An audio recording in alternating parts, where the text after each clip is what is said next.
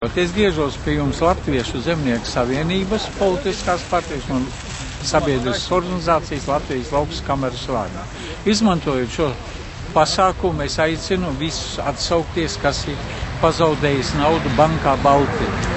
Bankas Baltijas kreditors mēs gatavojamies saukt visus kreditorus, kurš nevar ierasties, lai piesaka Latvijas laukas kamera regresa kārtībā, grib piedzīt naudu no valdības, jo valdība un Latvijas banku Baltija pārņēma 1995. gadā visu laiku aplam tiesājās, un tagad tiesas visas zaudē un maksās Stokholmas tiesai 74 miljoni, bet nemaksās mums kreditoriem noguldītājiem. Esiet tik laipni, nesiet кутри и отцовские. Уважаемые товарищи, приглашаю отозваться всем, кто потерял деньги в Банке Балтии. Банку Балтии разворовывало правительство и Латвийсбанк.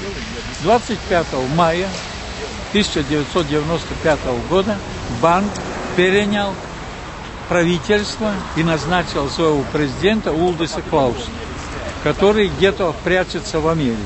В то же время банк был разграблен после 25 мая.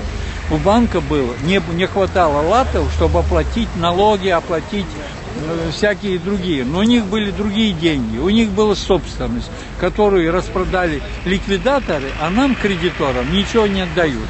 И сколько мне известно, 22 февраля следующего года будет просматриваться опять, где ликвидатор будет добиваться деньги, чтобы оплатить шведам, а не оплатить нам, кредиторам. Поэтому будьте внимательны, обращайтесь к нам. Пожалуйста, спасибо за внимание.